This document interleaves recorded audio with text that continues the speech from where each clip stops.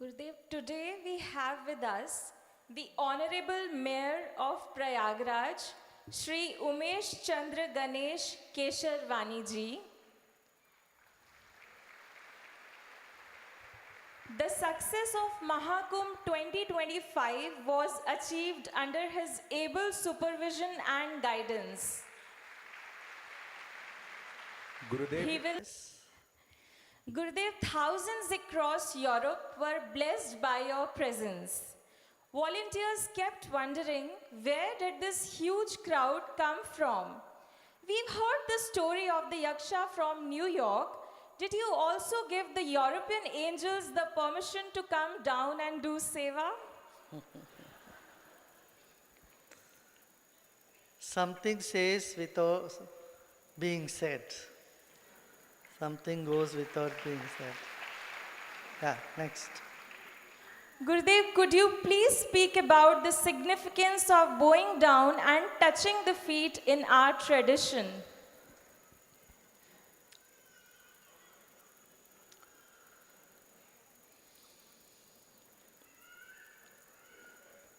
हिंदी में या अंग्रेजी में? हिंदी में ना? थोड़ा अंग्रेजी में भी बोल देते हैं, लोग बाहर से भी देख रहे हैं. You know, bowing down is a natural thing. If you look at a child, the child bows down. It doesn't, stand stiff. Its body is very flexible.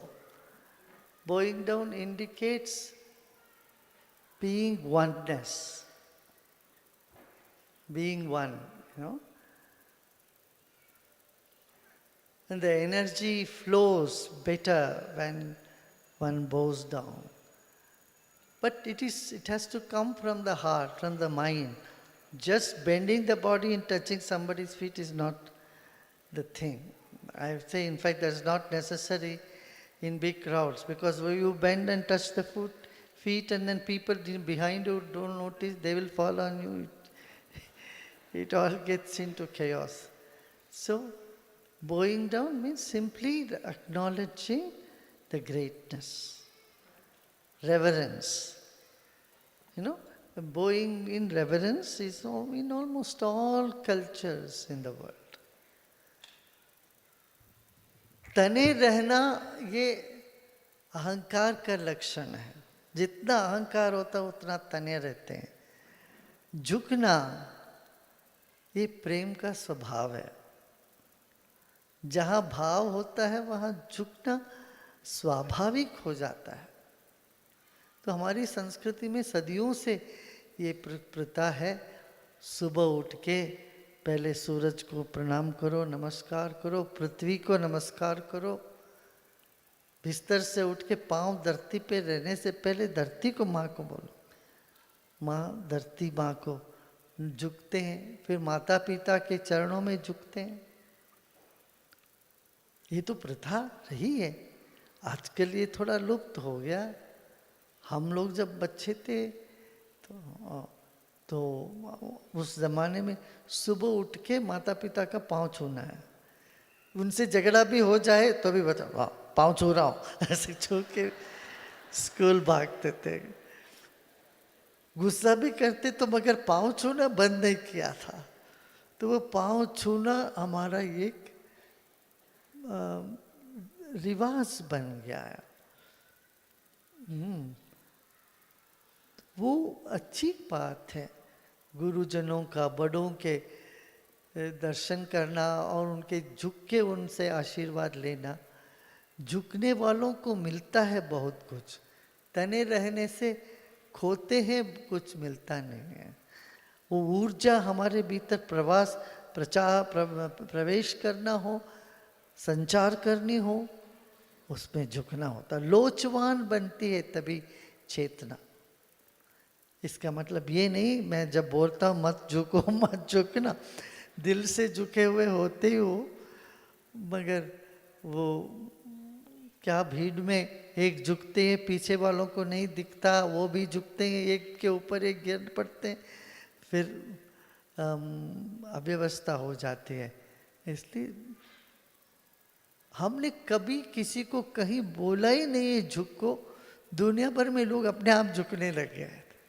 तो इससे पता चला कि अंदर से हम तो मना करते हैं झुको मत, मगर दुनिया के लोग जिनके संस्कृति में ये उसका अंग भी नहीं, वो लोग भी सब झुकने लगते हैं। वो झुकना झुकाना वो ईश्वर का ही काम है, वही कराता है। जहाँ झुकना है वहाँ झुकाता है तुमको। और यदि प्रेम से नहीं झुकते हैं तो अहंकार में मार खा के तो झुकना पड़ता है, और भाव से झुक जाते हैं उनको कोई मार पड़ ही नहीं सकता दुनिया में।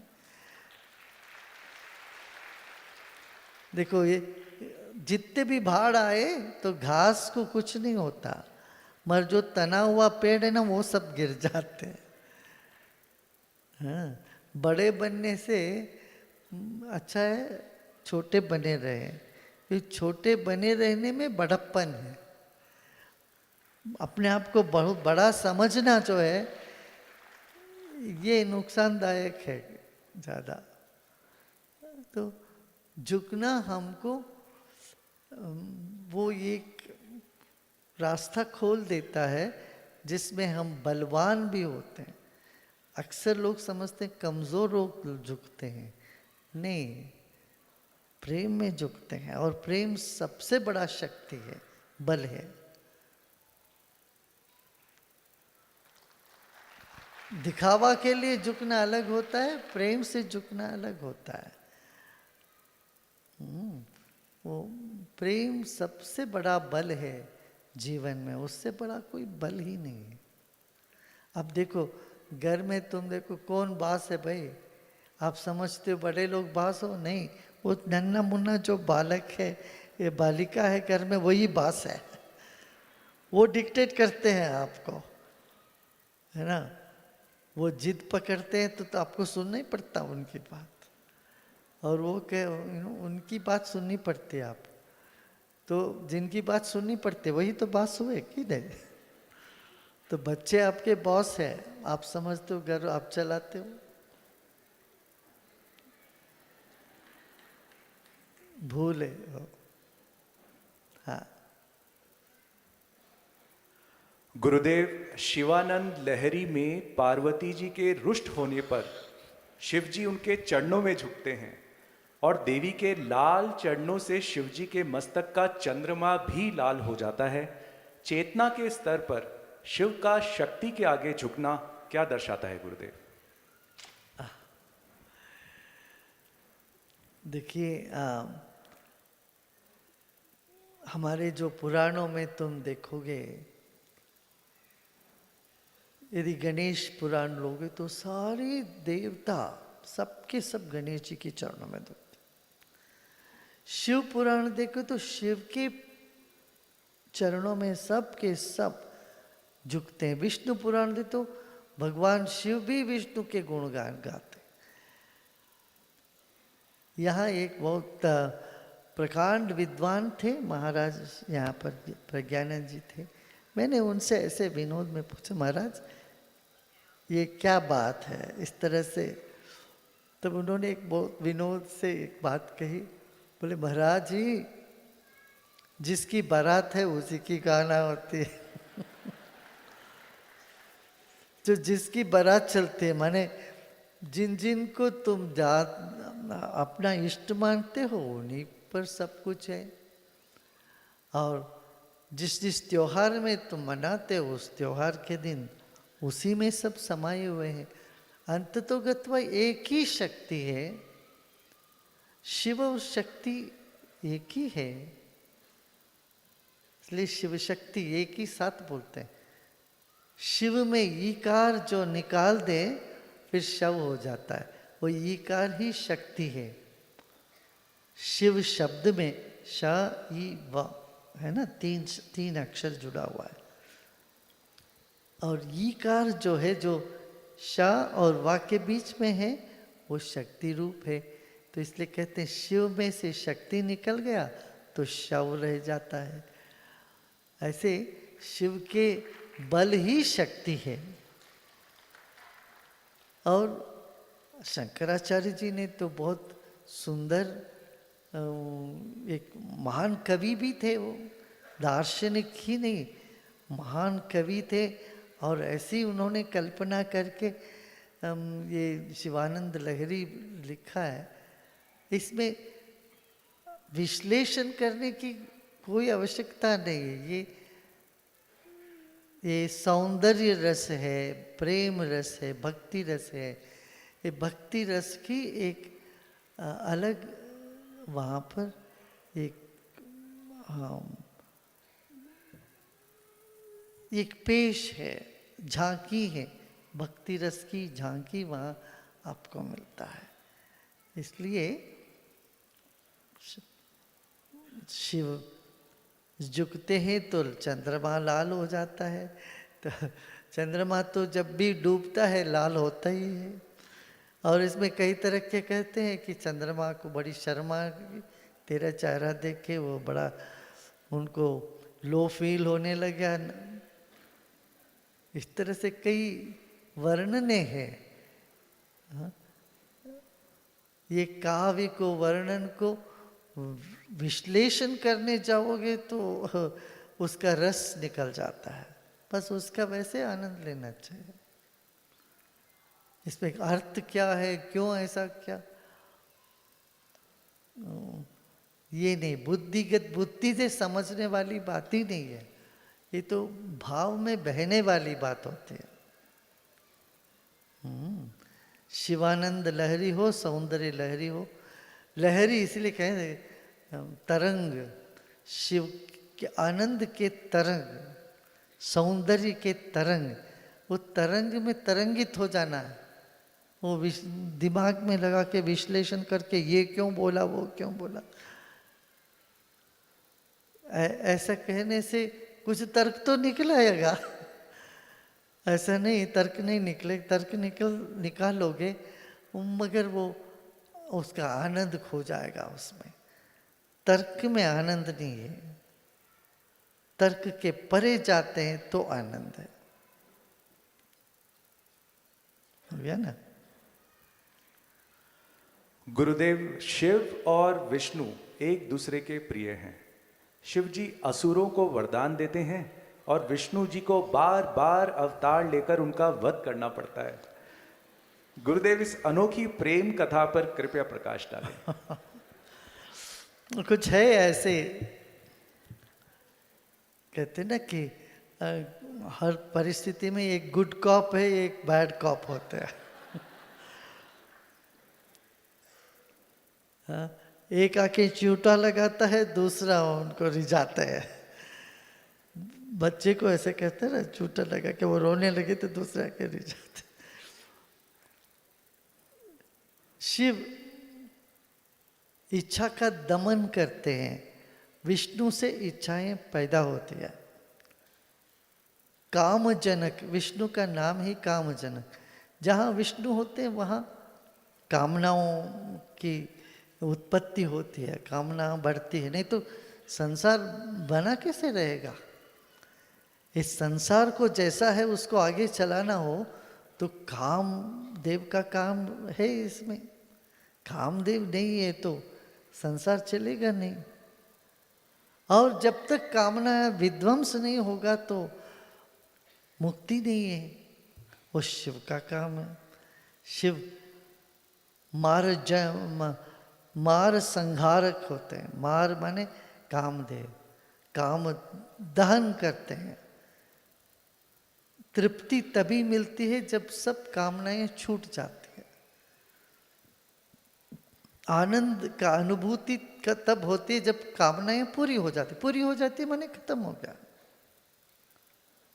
विष्णु कामजनक है और शिव काम का संहार कर।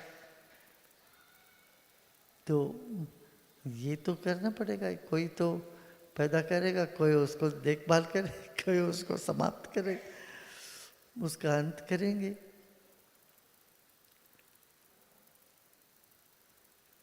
और ये सब एक परब्रह्म का अंग है, अंश है।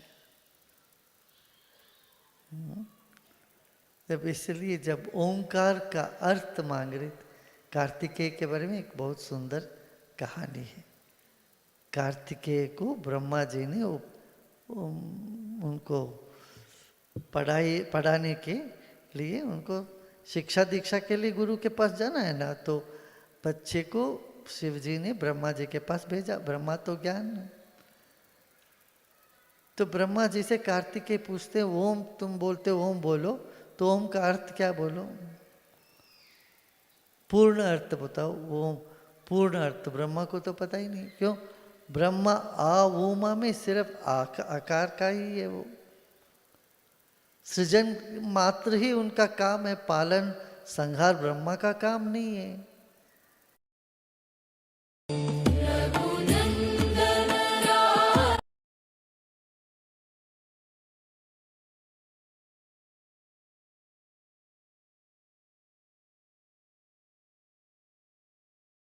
ब्रह्मा का काम नहीं है।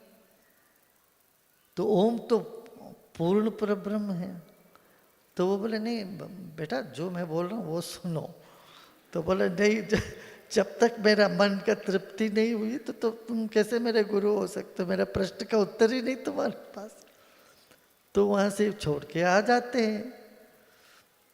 फिर शिव जी के पास जब बच्चे स्कूल में तकरार करते हैं, माता पिता के को संभालना पड़ता है।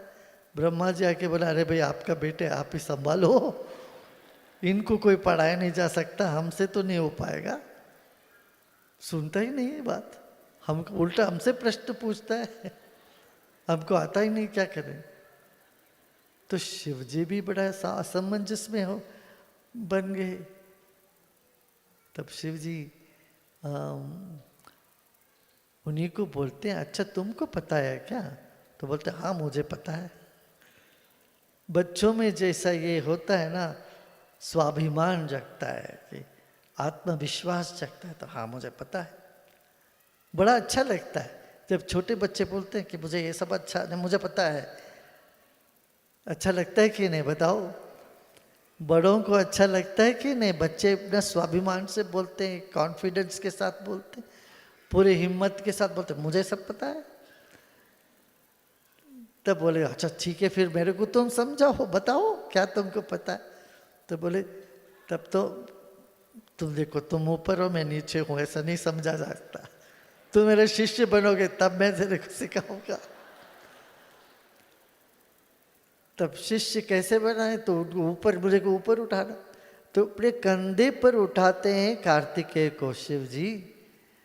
कंधे पर उठाने पर वो कान में उनको ओम का पूर्ण अर्थ बताते हैं, ताकि शिव जी भी सिर्फ मकार के अधिपति है, आकार उकार के नहीं, सिर्फ मकार के थे।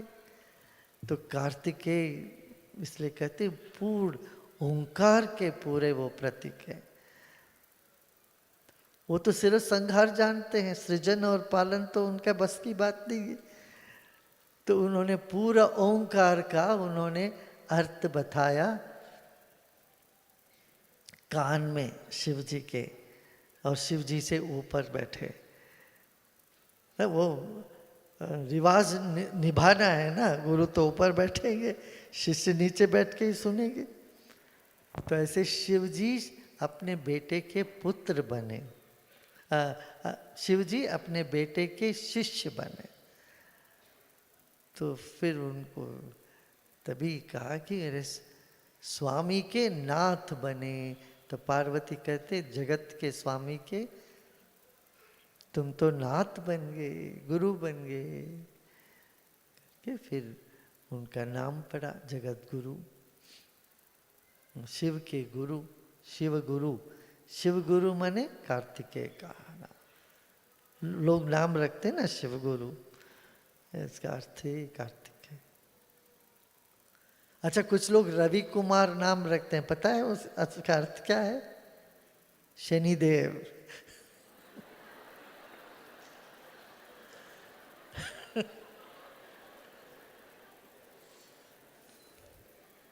या कई लोगों को पता नहीं, कुमार तो लिया, इधर रवि ले लिया, जोड़ देते रवि कुमार रखे, अच्छा है। ईश रवि पुत्र, शनीश्वर को कहते हैं रवि के पुत्र, सूरज के पुत्र, सूर्य पुत्र, सूर्य कुमार कहोगे तो वही होता। सूर्य कुमार माने कौन? शनीश्वर।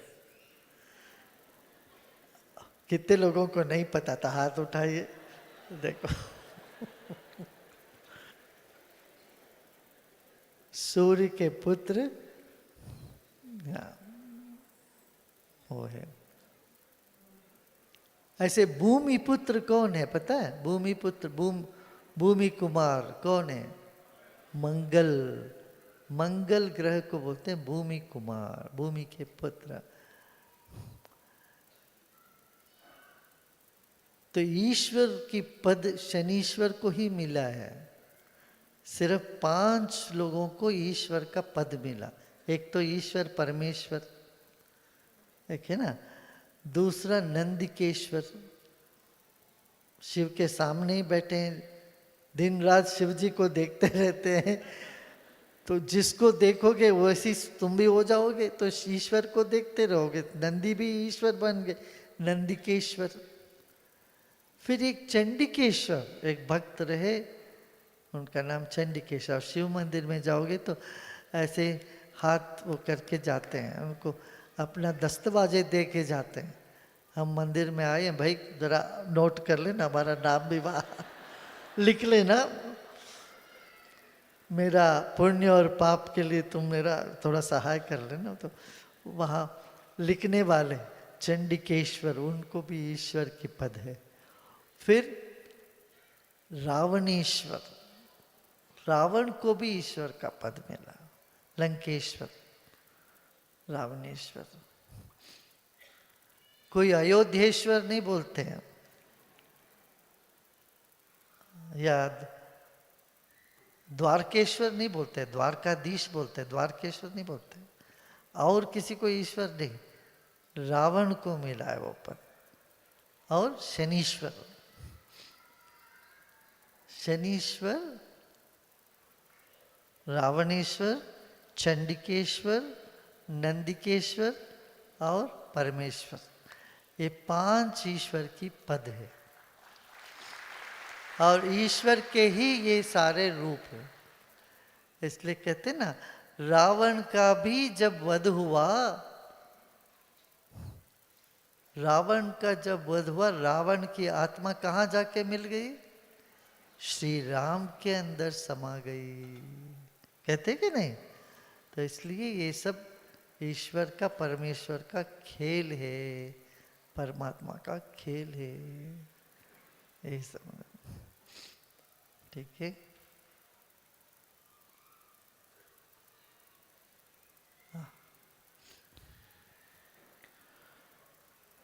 गुरुदेव, कहा जाता है कि एक मत्य सुक्तम समानता की बात करता है। वेदों के अनुसार सच्ची समानता क्या है? कृपया इसके बारे में बताएं गुरुदेव। अरे सबके अंदर एक ही है आत्मा, एक ही सूरज अलग अलग किटकियों में आ रहे हैं, तो एक ही तो हुई ना। अब प्रयागराज में दूसरा सूर्य, बेंगलोर में दूसरा सूर्य, ऐसा तो नहीं है। एक ही तो सूर्य सब जगह चमक रहा है। कहीं कहीं कुछ बादल है, कहीं कहीं बादल नहीं है, कहीं कहीं नीले आकाश है, तो मगर है तो एक ही सूर्य। ऐसे ही सब एक है, क्योंकि आत्मा एक है। जितने हम सूक्ष्म में जाते हैं वहाँ एकता मिलेगी। स्थूल में बाहुल्यता है, स्थूल से सूक्ष्म के ओर चलोगे वहाँ एकता। शरीर अलग अलग है, मगर हवा, हवा में ये कह सकते हो क्या ये मेरी हवा है, ये तुम्हारी हवा नहीं है? नहीं, अरे जो हवा यहाँ गई वही उधर जा रही, उधर इधर जा रही, एक ही तो हवा है। और सूक्ष्म जाओ, एक ही धरती है, एक ही आसमान है। ऐसे इससे भी सूक्ष्म जाओ, क्या मिलता है कि वहाँ तो आत्मचेतना एक ही है, एक ही तरंग है। तो उसको पहचानोगे तो सब एक लगते, सब अपने लगते, कोई पराया नहीं है, हाँ? कोई गैर नहीं है, कोई पराया नहीं है। यही तो प्रेम का मंत्र है। ठीक है ना? आज इतना काफी है। अभी जाके सब लोग प्रसन्नता से भोजन करो और विश्राम करो। ठीक है, हाँ?